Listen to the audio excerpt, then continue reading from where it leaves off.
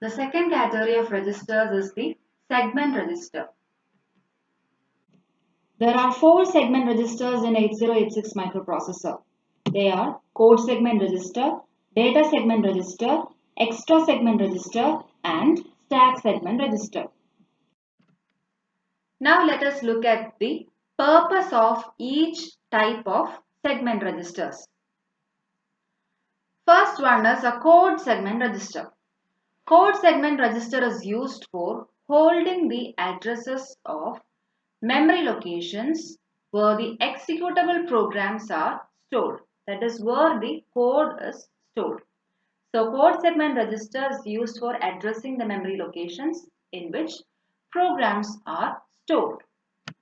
The next type of register is the data segment register or the DS register.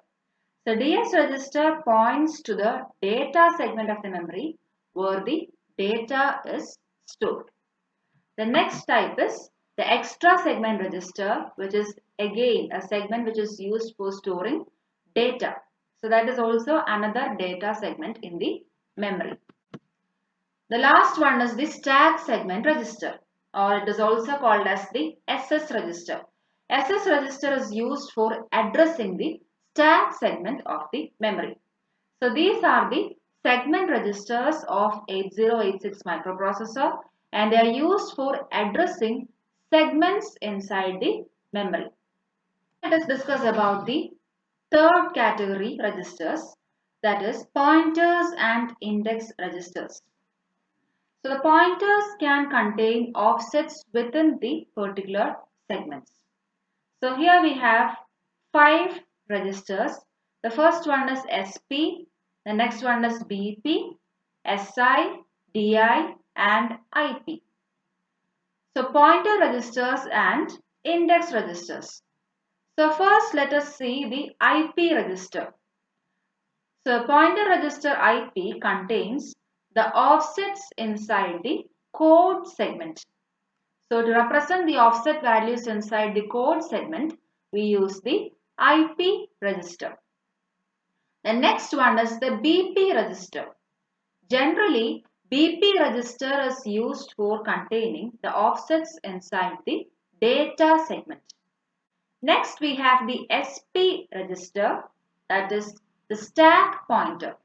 SP register is used for representing the addresses, the offset values inside the stack segment. So SP stack pointer, IP and the BP registers. Now let us see these two registers which are called as the index registers of microprocessor. The index registers are general purpose registers or they can be used as offset registers. So we have SI and DI. SI stands for source index and DI stands for destination index. So the register SI, the source index register or SI register, is used to store the offset of source data in data segment. And DI register is used for storing the offset of destination data in the extra segment. So summarizing the pointers and index registers, we have 5 registers: the SP register, BP register, SI register, DI register and the IP register. Flag register. The 8086 flag register contents indicate the results of certain ALU operations. And it also contains some flag bits to control the CPU operations. So let us see the different bits inside the flag register. So this is the flag register. Flag register is a 16-bit register. So these are the different flags in the flag register. There are two parts in the flag register. The first one is the lower byte of the flag register. The condition code or status flag registers are present in the lower byte of the flag register. And the next one is the higher byte of the flag register. The machine control flag registers are present in the higher byte of the flag register. So these are the two parts of the flag register. The lower byte consists of the condition code or status flags and the higher byte consists of the machine controlled flag registers. Now let us see each field of this flag register. So the first one is a carry flag, which is denoted as CY. The carry flag is set to 1 when there is a carry after an addition operation or borrow after the subtraction operation. Next flag is the parity flag. It is denoted as P. After the ALU operation in the result, if the lower byte of the result contains even number of ones, parity flag will be set to 1. Else it will be set to 0. Next field is the auxiliary carry flag, which is denoted as AC. So this flag is set when there is a carry or borrow from the lowest nibble in the result after the ALU operation. Next we have the 0 flag. 0 flag will be set to 1 if the result of the computation is 0. Next we have the sign flag.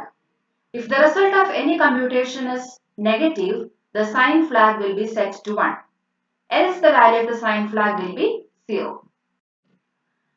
The next flag is the trap flag, which is denoted as T. So when the trap flag is set, the processor will enter into a single step execution mode. That is, after each instruction, it will generate an internal interrupt. So that is the use of trap flag.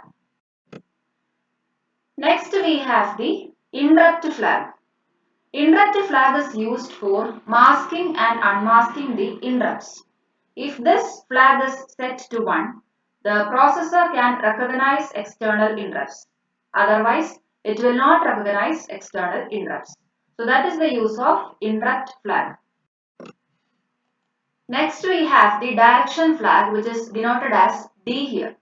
So direction flag is particularly used for string manipulation operations. So when this direction flag is set to 0, the string is processed from lowest address to highest address. Otherwise, it is processed from higher address to lowest address. So that is the use of direction flag. Next we have the overflow flag. This flag will be set if an overflow happens in the computation. So that is all about the flag register. In this video segment, we have discussed about the general register organization of 8086 microprocessor. Thank you.